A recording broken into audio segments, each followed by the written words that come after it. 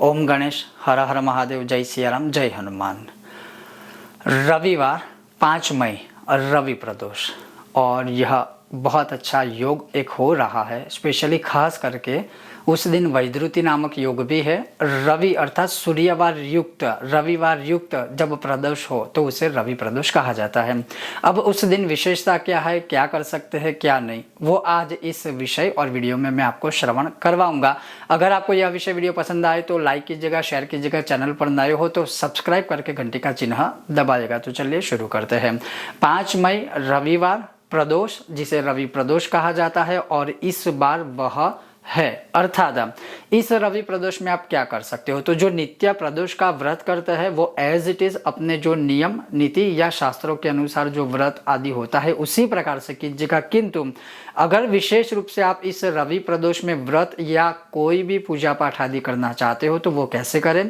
प्रातः काल उठकर जो भी अपना नित्य कर्म आदि होता है वह पूर्ण करके या उससे पहले भगवान सूर्य को अर्घ्य दे दीजिए। खास करके जब सूर्य उदय होता है तब अर्घ्य देना शुभ है, उस समय अर्घ्य दे दीजिए।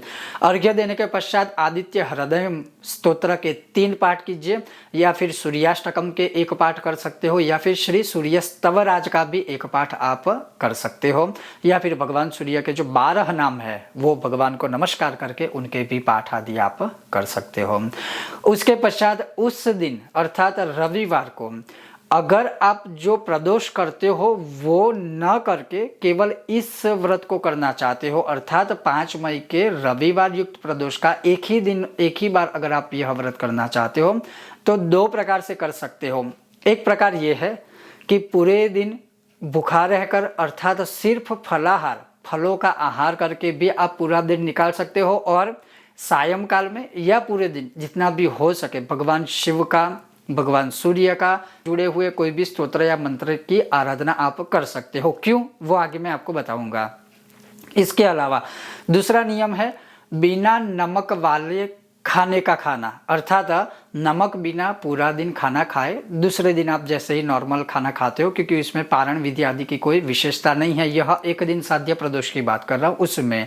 तो बिना नमक का खाना खा के भी आप रविवार का उपवास करके प्रदोष का यह व्रत कर सकते हो।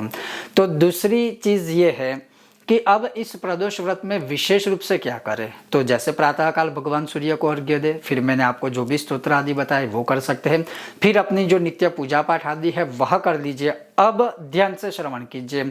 अगर आपकी जन्म कुंडली में सूर्य से संबंधित कोई पीड़ा है, अगर आपकी जन्म कुंडली में सूर्य के साथ कोई अरिष्ट ग्रह की युति हो, अगर सूर्य की वजह से, जैसे सूर्य मानी नेत्र, आंखों की कोई समस्या हो, सूर्य यानी पिता, अगर पिता का आयुष्य या आरोग्य अच्छा न हो अथवा आरोग्य अच्छा ना रहता हो, तो वह सूर्य मानी हृदय, अगर हृदय से संबंधित कोई बीमारियां है और ऐसा लग सकता है या लगता है तो वह भगवान सूर्य की पूरे दिन आप कोई भी मंत्र का जप या अनुष्ठान या स्तोत्र आदि कर सकते हो। विशेष अन्य कोई नियम लेने की आवश्यकता नहीं है। पूरे दिन में जैसे आदित्य हृदय स्तोत्र ठीक है कि सुबह 3 बार किए, लेकिन उसके अलावा भी पूरे दिन कर सकते हो। सूर्याष्टकम के आप 100 या 108 पाठ कर सकते हो। सूर्य स्तवराज के आप 100 या 108 पाठ कर सकते हो। सूर्य सहस्त्र नाम के भी आप चाहे तो 1000 पाठ कर सकते हो। तो कहने का तात्पर्य ये है कि सूर्य से पीड़ा मुक्ति हेतु या भगवान सूर्य की प्रसन्नता हेतु अवश्य ही आप इस सूर्य प्रदोष में पूरे दिन सूर्य की आराधना कर सकते हो। ध्यान से इसमें एक बात श्रवण कीजिएगा। अगर भगवान सूर्य को प्रसन्न करने के लिए आप यह सूर्य प्रदोष करते हो तो बिना नमक का ही खाना आप खा सकते हो। उसके अलावा मांस, मदिरा आदि का सेवन नहीं करना है, ब्रह्मचर्य का पालन करना है, संभवतः भूमि पर शयन करना है, झूठ नहीं बोलना है, कलह क्लेश आदि ऐसा कुछ भी इस प्रदोष में नहीं करना है।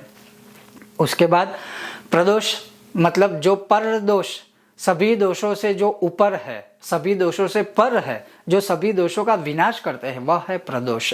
भगवान शिव इसके अधिष्ठात्र देवता है। तो भगवान शिव के लिए, भगवान शिव को प्रसन्न करने के लिए शिव जी के ऊपर घर में ही आप लिंग के ऊपर अभिषेक कीजिए, शिवलिंग के ऊपर, या फिर मंदिर में भी आप कर सकते हो। अन्यथा इसके अलावा भगवान शिव के सामने गौ माता के घी का दीपक प्रज्वलित कर सकते हो, जो दीपदान के रूप में कहा जाता है तो दीपदान कीजिए। उसके अलावा जैसे लिखा है कि प्रदोष नामक जो स्तोत्र है उसका अवश्य ही पाठ करना चाहिए। तो प्रदोष स्तोत्र के कम से कम एक पाठ, अधिक से अधिक आप जितना भी चाहो उतना पाठ कर सकते हो। या फिर पूरे दिन में अगर स्वास्थ्य से जुड़ी समस्या है तो मार्कंडेय कृत महामृत्युंजय स्तोत्र का पाठ कर सकते हो। फिर महामृत्युंजय मंत्र है उसका आप चाहे तो पाठ कर सकते हैं। और उसी प्रकार से अन्य जो भी भगवान शिव से संबंधित मंत्र स्तोत्र आदि है उसका पाठ कर सकते हो, तो भगवान शिव की पूर्ण कृपा प्राप्त हो सकती है।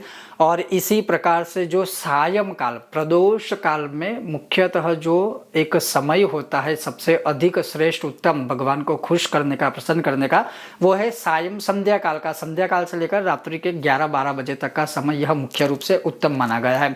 उस समय में आप किसी भी मंत्र की या अपने इष्ट देवता के मंत्र का यथाशक्ति जितना भी हो सके जाप कीजिए। जरूरी नहीं है कि फिर वो सिर्फ शिव जी के मंत्र जाप हो या भगवान सूर्य के, क्योंकि रवि प्रदोष है। आप अपने इष्ट देवता अगर गणेश है उनके मंत्र जाप कीजिए, अगर आपकी इष्ट देवी माँ दुर्गा है उनके मंत्र जाप कर सकते हैं, अगर आपके इष्ट देवता भगवान विष्णु है उनके मंत्र जाप कर सकते हो। वह जो काल होता है उस काल में, प्रदोष के काल में अगर आप मंत्र जाप करते हो तो उसका जो फल है विशेष रूप से अधिक रूप से प्राप्त होता है और कार्य सिद्धि में भी काफी सरलता प्राप्त रहेगी। तो इस प्रकार से आप प्रदोष का व्रत कर सकते हो। इस प्रदोष का अर्थात रवि प्रदोष, सूर्य प्रदोष का, और अंत में इनमें से कुछ भी ना कर पाए, ना व्रत कर पाए, ना कोई जप, ना कोई पाठ स्तोत्र आदि कुछ कर पाए, तो फिर क्या करें? केवल शिवालय में, अब मैं यहाँ घर के शिवलिंग की बात नहीं कर रहा हूँ, अब मैं बात कर रहा हूँ शिवालय में। शिवालय के अंदर, शिवालय में, चाहे वो शिवालय के बाहरी भाग में हो या शायद शिवालय के अंदर अगर आपको अनुमति मिले दीपदान करने की, तो पूरी रात अखंड दीपक प्रज्वलित रहे, उतना घी, गौ माता का घी उसमें परिपूरित करके शिव जी को वह दीपदान कर दीजिए। और केवल प्रार्थना करनी है कि आज यह उत्तम सूर्य प्रदोष है, रवि प्रदोष है, तो मेरे पापों का विनाश हो, मेरे कार्य सिद्ध हो, भगवान शिव आपकी कृपा मुझ पर हो और मेरे जीवन के जो भी कष्ट, दुख, दरिद्र है उसका आप विनाश करें। इसलिए इस प्रदोष काल में मैं आपको यह दीपदान कर रहा हूँ या कर रही हूँ। अब हाँ, एक प्रश्न ये हो कि हम घर पे आ जाए फिर दीप अगर बुझ जाए, तो वो चिंता मत कीजिए। आप कोशिश ऐसे कीजिए कि जो आप दीप करके आते हो वो सही तरह से पूरी रात चले। अगर पवन की वजह से या कोई अन्य कारण की वजह से बुझ जाए तो उसमें कोई दोष नहीं, आप चिंता मत कीजिए। लेकिन मूल रूप से यह है कि दीपदान आप प्रदोष काल में कर सकते हो। तो वह सारी क्रिया कब करनी है? 5 मई रविवार प्रदोष काल में। तो ये था आज का विषय और वीडियो। अगर आपको यह विषय वीडियो पसंद आया हो तो लाइक कीजिएगा, शेयर कीजिएगा, चैनल पर नए हो तो सब्सक्राइब करके घंटी का चिन्ह दबाइएगा। बहुत जल्द मिलते हैं नए विषय और वीडियो के साथ, तब तक आप देखते रहिए कर्मकांड बाय आनंद पाठक मेरे साथ। ओम गणेश, हर हर महादेव, जय सिया राम।